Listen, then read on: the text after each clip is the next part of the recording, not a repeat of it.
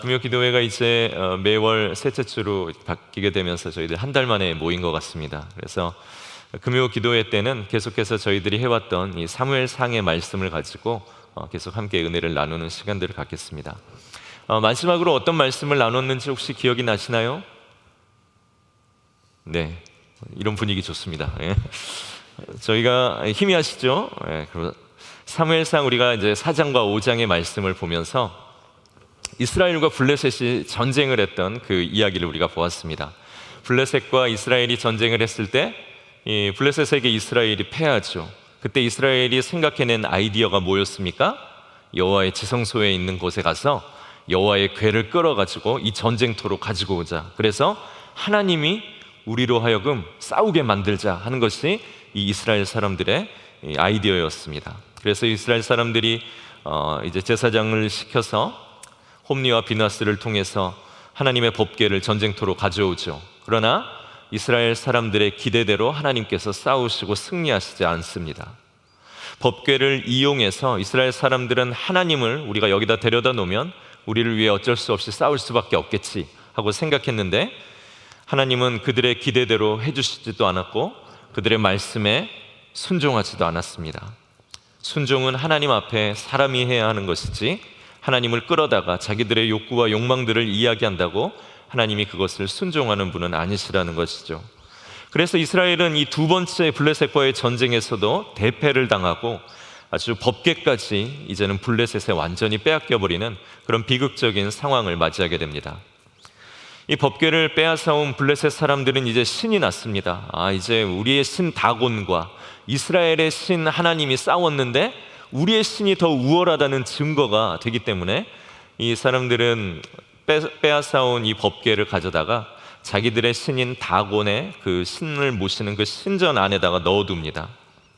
그래서 이제 이스라엘 신도 우리가 여기다 잡아다 놨으니 이제 우리의 신 다곤만 우리를 지켜주는 것이 아니라 이스라엘의 신도 우리를 지켜주겠거니 하면서 더욱 든든하다 하며 기대를 하고 그렇게 블레셋 사람들은 좋아했습니다.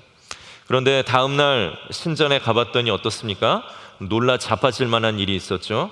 바로 자기들의 신 다곤이 진짜로 자빠져 있었던 겁니다. 그래서 하나님의 법궤를 이렇게 자기들의 신 다곤 밑에 놓고 마치 자기들의 신이 더 우월한 것처럼 그렇게 해놨는데, 하나님의 법궤 앞에 자기들의 신 다곤이 넘어져서 그 얼굴을 땅에 대고 마치 법궤 앞에 절을 하는 모양으로 그렇게 돼 있고, 다음날 가봤더니 어떻습니까? 이번에는 아예 자기들의 신의 다곤의 그 머리와 손목이 잘려져 가지고 그렇게 놓여 있는 것을 보았습니다. 게다가 이 법궤를 보관하고 있던 마을에는 전염병이 퍼져서 그곳에 사는 많은 사람들이 죽어나가는 그런 큰 재앙이 닥쳤습니다. 그래가지고 무서워가지고 이 법궤를 블레셋 안에 다른 지역으로 옮겼는데, 그 다른 지역 안에서도 법궤가 가는 곳마다 큰 재앙이 일어나 많은 사람들이 죽는 그런 비극적인 일들이 생겨나게 되죠.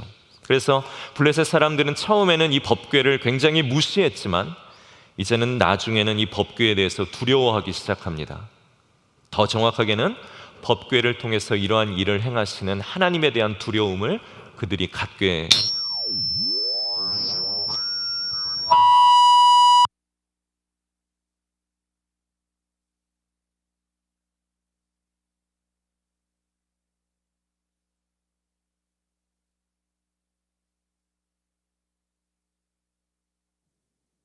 하나 둘 셋.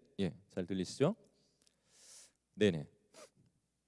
하나님에 대한 두려움을 가져야 되는데 스피커에 대한 두려움을 제가 갖고 이게 언제 또 이렇게 울릴지 모르겠다 하는 생각이 듭니다.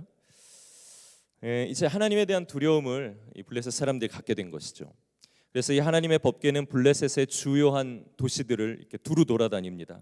그리고 오늘 이 6장 말씀에 보면 7달 동안 블레셋 영토에 머물게 되었다라고 나옵니다.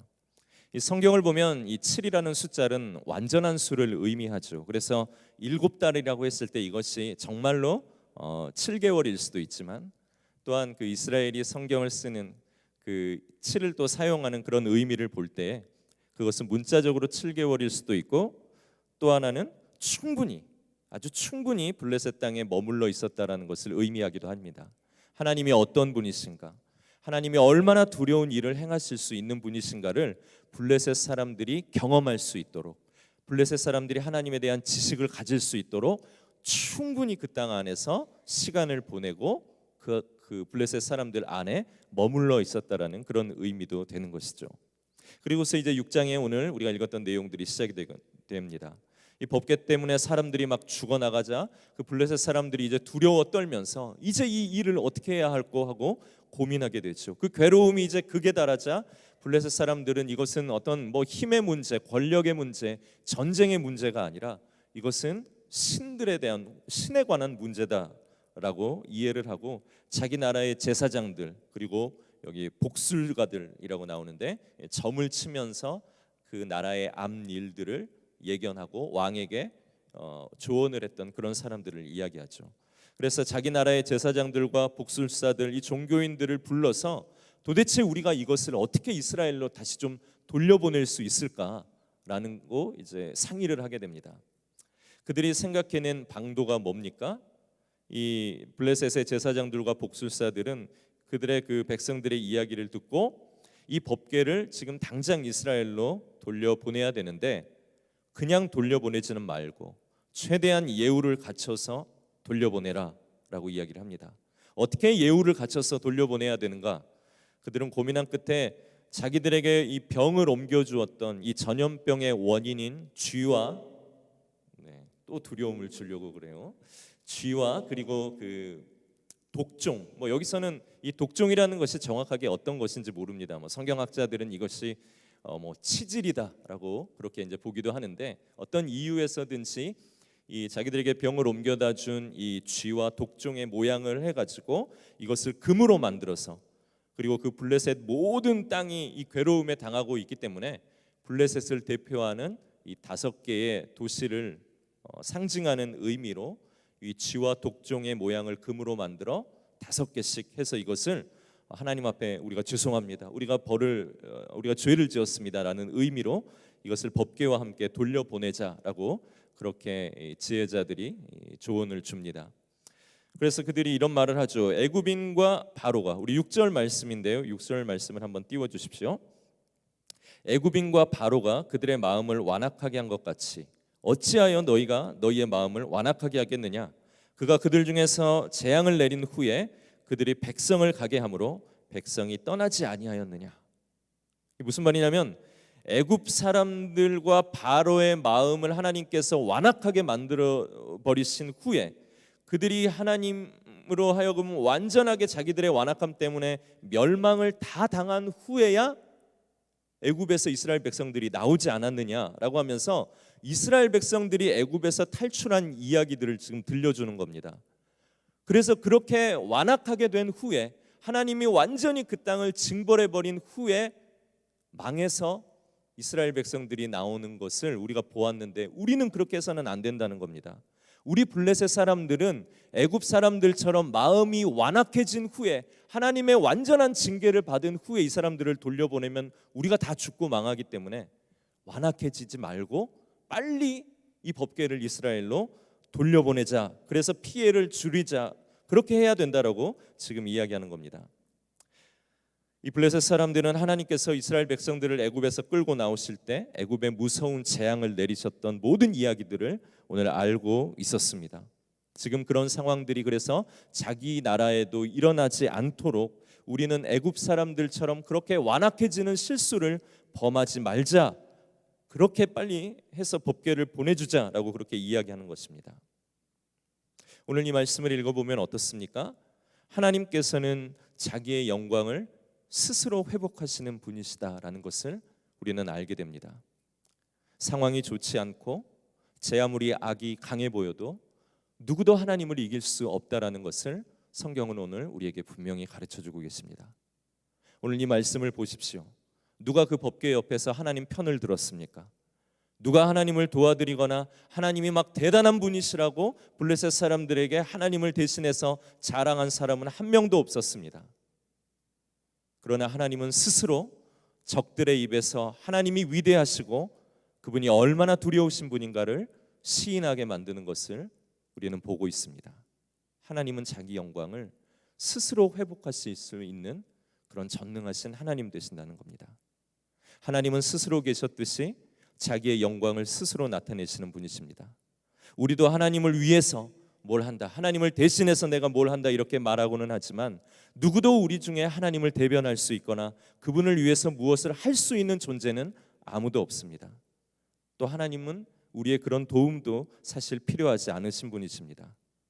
단지 우리가 할 수 있는 것은 무엇입니까? 이런 하나님의 능력이 얼마나 대단한지 찬양하고 높이는 일, 그것밖에 우리가 할 수 없는 것입니다. 오늘 이 말씀을 읽어보면 너무나도 아이러니하죠. 자기 백성 이스라엘에게는 하나님은 홀대받고 무관심한 대우를 받았는데 하나님을 믿지 않는 이 블레셋 이방 민족에게는 오늘 보면은 극진한 대우를 받고 그들의 간절한 지금 기대를 받고 있는 것을 보고 있습니다. 하나님께서는 강팍한 자, 불신자의 마음에서도 얼마든지 믿음을 이끌어내고 그들로 하여금 영광을 받으실 수 있는 제한이 없으시고 불가능이 없으신 전능하신 분이라는 것을 우리에게 보여주고 계시는 것입니다. 그러니까 우리가 전도를 할 때도 어떻습니까? 내가 이 사람에게 어떤 하나님의 말씀, 내가 가지고 있는 성경의 지식으로 그를 설득해야 되겠다라고 다가가는 것이 아니라 능력이 있으신 하나님의 말씀을 그저 우리의 입을 통해 풀어놓아서 다니게 하면서 그 하나님의 말씀이 스스로 역사하실 수 있도록 그것을 우리가 지켜보는 것이 전도지요. 우리가 말씀 전했는데 안 나왔다고 실망하고 전도해봤자 다 필요 없다라고 이야기하는 것이 아니라 그저 우리는 하나님이 얼마나 위대하시고 전능하시고 놀라우신 분인가를 우리의 입술을 통해 그분의 말씀이 흘러나갈 수 있도록 그분의 말씀이 풀어져 나아갈 수 있도록 우리는 하는 역할일 뿐이고 하나님의 말씀이 스스로 믿지 않는 자에게 능력을 나타내시며 그들 가운데서도 영광을 받으실 수 있는 하나님은 놀라운 분이시라는 겁니다. 우리가 이것을 알 때 전도할 수 있는 힘도 생기고 용기도 생기고 내가 좀 이야기했다고 사람들이 나를 싫어한다든지 내 이야기가 통하지 않았다라고 내가 낙심하고 날망할 이유도 없는 것이죠. 오늘 말씀의 제목처럼 이 하나님을 더욱 알수록 그래서 이 하나님을 더욱 신뢰하게 되는 것입니다. 우리가 하나님을 더욱 알수록 이 하나님을 더욱 의지하게 됩니다. 이 하나님의 어떠하심을 우리가 더욱 알아갈수록 다른 어떤 은혜가 우리에게 필요한 것이 아니라 오직 하나님의 은혜만이 우리 인생의 유일한 필요이고 만족이라는 것을 고백할 수 있게 됩니다. 그래서 하나님을 더욱 알수록 하나님을 더 사랑할 수 있게 되는 것이죠. 그래서 이렇게 하나님을 더 확신하고 더 신뢰하고 더 구하게 되는 사람들의 기도의 내용과 깊이는 하나님을 잘 알지 못하던 때와는 너무나도 차이가 나고 확연한 깊이를 느끼게 되는 것입니다. 그래서 우리가 1:1 양육자 교육을 지금 받고 있는데 1:1 양육자 교육을 받는 그 과정 가운데 제일 먼저 하는 것이 구원의 확신이고 그 다음에 하는 것이 하나님의 속성에 대해서 배웁니다. 얼마나 하나님이 위대하시고 전능하시고 인간이 갖지 못한 그러한 속성들을 가지고 계신 분이신가를 가장 먼저 배우는 것이죠. 하나님을 알 때 그분을 더 의지할 수 있고 그분을 더 의지할 때 우리 기도의 깊이와 수준이 달라진다는 것을 우리는 오늘 이 말씀을 통해 또한 배울 수 있어야 됩니다. 오늘 이렇게 블레셋 사람들은 하나님을 배웠습니다. 충분히 하나님을 배웠습니다. 하나님이 얼마나 두렵고 얼마나 전능하신 분이신가를 그들은 배우고 이제 그 하나님을 두려워하고 그 하나님에 대한 존중이 그들 가운데 생겨나게 됩니다. 물론 그것이 신앙으로 연결되지는 못했지만 그러나 그들은 하나님이 어떠한 분이신가를 체험할 수 있는 그런 시간과 기회들을 갖게 된 것이죠. 자, 그래서 블레셋 사람들이 이제 하나님의 법궤를 자기들이 준비한 선물과 함께 이스라엘로 이제 좀 돌려보내려고 하는데 이제 사람들 안에도 좀 의심이 생기는 겁니다. 아니 과연 이게 진짜로 하나님으로부터 일어난 일인가? 그냥 우연히 일어난 일은 아닌가라는 의심이 들게 되는 것이죠. 어떻게 해서든지 이것은 하나님이 내리신 그런 벌이 아니다. 이스라엘의 신이 우리에게 내린 그런 벌이 아니다 라는 것을 그들은 믿고 싶었을 겁니다. 그래서 그들은 마지막 테스트를 해보기로 하지요.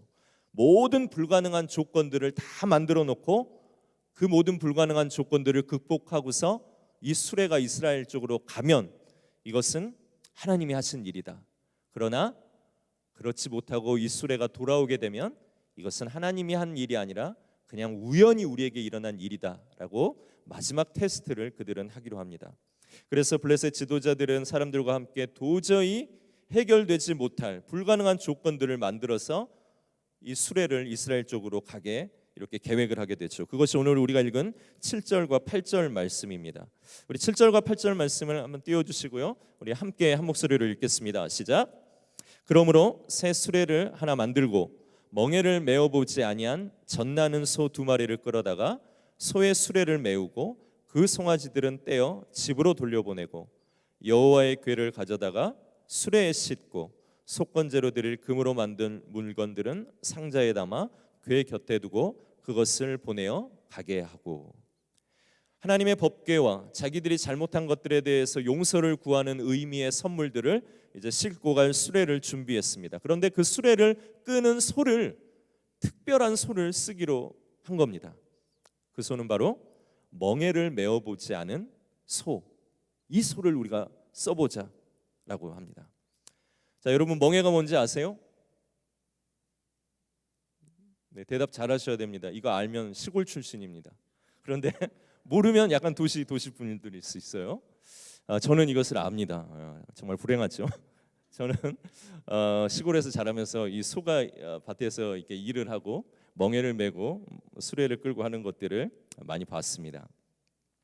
이 멍에라는 것은 소를 여러 마리의 소를 이렇게 한 군데로 연결을 하거나 그 소에게 어떤 다른 연장들을 연결시켜서 소에게 일을 시키려고 만든 그런 도구죠. 그래서 소에게 그 멍에를 씌우고 또 필요할 때 그 다른 소들을 같이 이렇게 힘을 더 낼 수 있도록 연결을 시키거나 다른 농기구를 이제 연결해서 일을 시키게 만듭니다.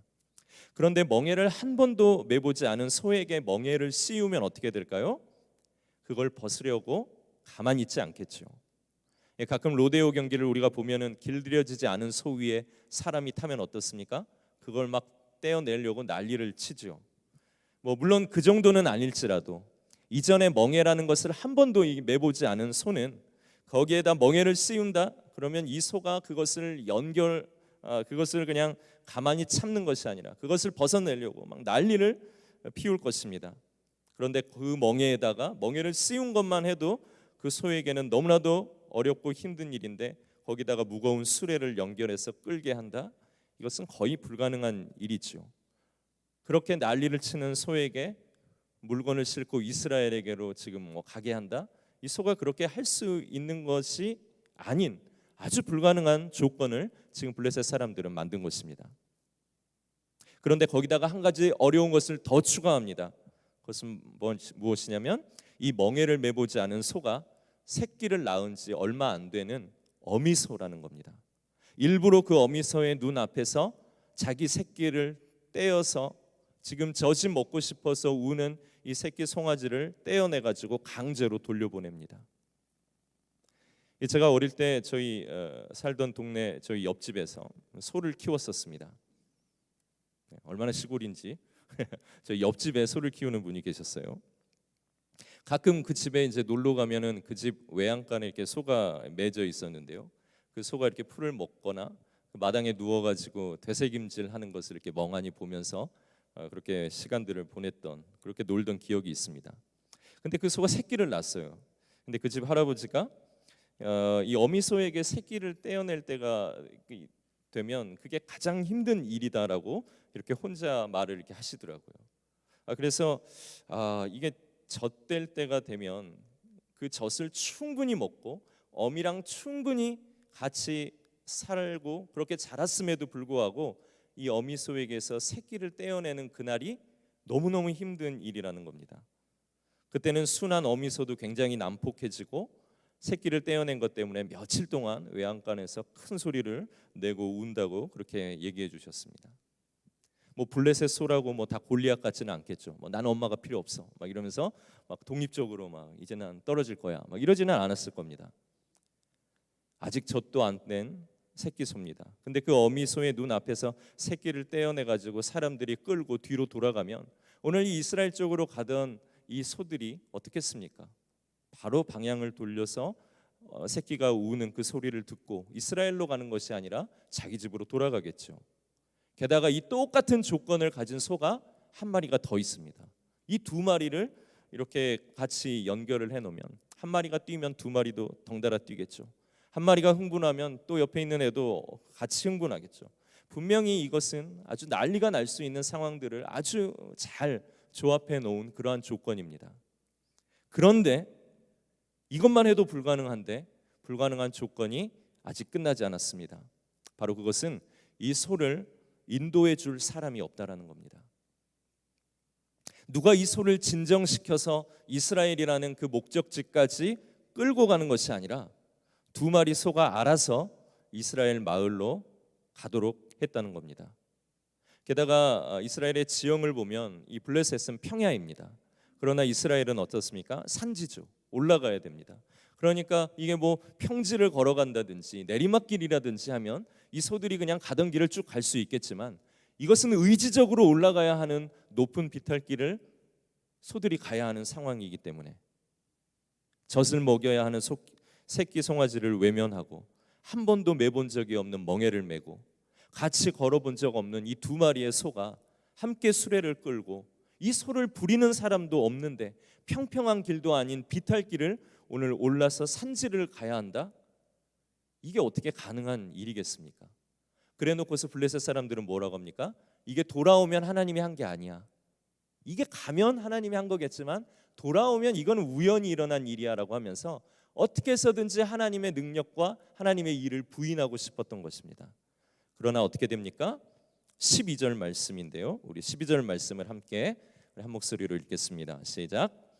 암소가 베세메스 길로 바로 행하여 대로로 가며 갈 때에 울고 좌우로 치우치지 아니하였고 블레셋 방백들은 베세메스 경계선까지 따라가니라. 날뛰지도 않고 새끼를 찾아 뒤로 돌아오지도 않고 두 마리의 어미소가 모두 비탈진 곳으로 올라가서 이스라엘 사람들이 사는 동네까지로 들어가는데 그 걸어가는 모습을 보니 좌로나 우로나 치우치지 않았다라고 이야기합니다. 성경에서 좌로나 우로나 치우치지 않았다라는 말은 어떨 때습니까? 하나님이 자기 백성에게 나만 바라보고 나만 따라오고 하나님의 말씀에 순종할 것을 요구하면서 하는 표현이 좌로나 우로나 치우치지 말라라는 말씀이죠. 하나님의 손길에 붙들린 소도 좌로나 우로나 치우치지 않고 하나님의 계획대로 걸어가는데 오늘 이 시대의 사람들은 그렇지 못했다라는 것을 또한 보여주는 그러한 반증의 이야기이기도 합니다. 이것이 과연 하나님의 일인가 의심했던 블레셋 사람들은 이런 모든 불가능한 조건을 다 이기고 수레가 이스라엘로 돌아간 것을 보고 과연 이것이 하나님의 일이구나 하면서 그들은 아마 놀랐을 것입니다.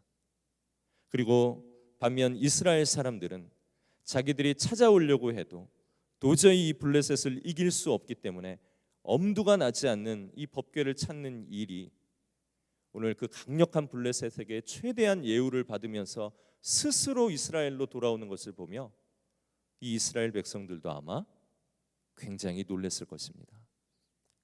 하나님은 오늘 하나님을 아는 자와 하나님을 모르는 자 모두에게 하나님이 정말로 누구이신가를 분명히 보여주신 사건이라고 오늘 우리가 이해할 수 있는 것입니다.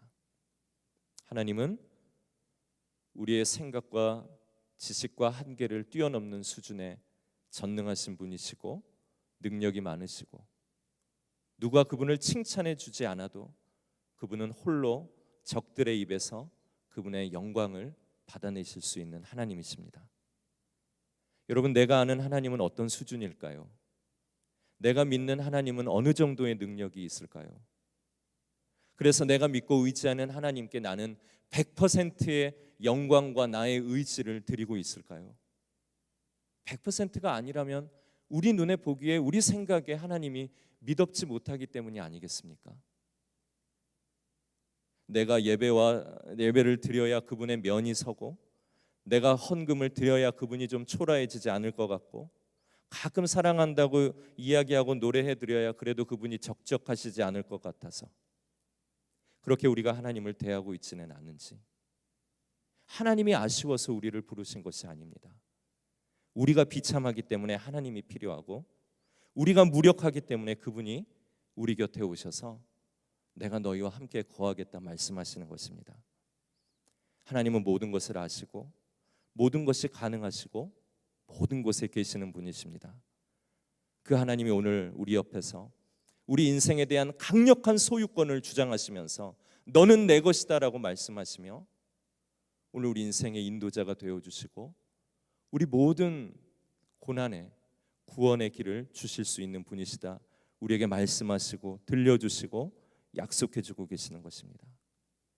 그래서 그 하나님이 어떠한 분인지 더욱 알수록 우리는 그분을 노래하지 않을 수 없는 것입니다. 우리는 그분을 더욱 알수록 그분께 기도하며 의지하지 않을 수 없는 것입니다. 오늘 이 하나님이 내 옆에 계시고 내 안에 계시는 하나님이시라는 것을 더 확실히 알고 그분을 더 의지할 수 있는 우리들의 모든 삶이 되어야 할 것입니다. 오늘도 우리는 많은 전쟁의 소식을 듣습니다. 정말로 패역한 범죄의 소식을 우리는 매일같이 마주합니다. 특별히 지금 이스라엘과 팔레스타인 이 하마스와의 전쟁을 우리가 관심을 가지고 보고 있습니다. 전쟁이 왜 일어날까요? 우리는 지금 어떤 기도를 드려야 할까요? 하나님은 이스라엘만의 하나님이실까요? 팔레스타인의 하나님은 아니실까요? 이 전쟁과 같은 이러한 일들 속에 또 전쟁처럼 일어나는 우리의 일상의 여러 가지 많은 문제 속에서 왜를 물으면 우리는 미궁에 빠질 수밖에 없습니다. 우리가 해야 할 것은 스스로 그분의 영광을 받으실 수 있는 하나님의 능력과 계획이 우리의 전쟁과 어려운 상황과 우리 일상의 치열한 문제 가운데서 분명하고 선명하게 드러날 수 있도록 그 하나님의 뜻과 그분의 계획을 우리가 구하며 기도해야 할 것입니다. 하나님의 영광이 하나님의 뜻대로 살아가며 평화를 누리고 또 사랑을 하는 것이 얼마나 중요한 가치인가가 이런 어려운 상황을 통해서 더 선명해질 수 있도록 모든 사람들이 하나님이 창조하시고 창조의 질서로 주신 이 하나님의 말씀의 법칙들이 얼마나 귀중하고 또한 올바른 것인가를 알 수 있도록 우리는 기도해야 할 것입니다.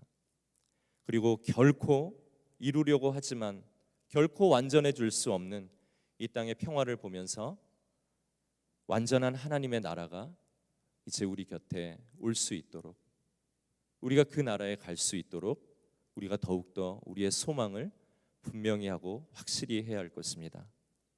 그리고 우리는 하나님께서 말씀하신 가난한 자와 고아 과부를 돌아보는 우리에게 맡겨진 사랑하고 돕는 일을 위해서 우리의 물질과 우리의 자원을 지출할 수 있어야 됩니다. 이 전쟁과 싸움의 끝이 하나님의 시간 안에 있다라는 것을 우리가 기도하며 또한 인정하고 그렇게 하나님께서 하실 일들을 하시도록 우리가 이 시간들을 온전히 하나님 인도해 주시도록 기도하고 이 땅을 긍휼히 여겨 주시고 이 땅에 죽어가는 생명들을 하나님께서 분명히 보시니 이 싸움이 그치도록 애쓰는 많은 분들에게 또한 지혜와 힘을 주시도록 우리가 기도하고 우리가 할 수 있는 여러 가지 사랑의 일들과 우리의 자원들을 흘려보내는 일들을 우리가 또한 우리는 마땅히 할 수 있도록 그런 용기를 주실 수 있도록 우리는 기도해야 할 것입니다.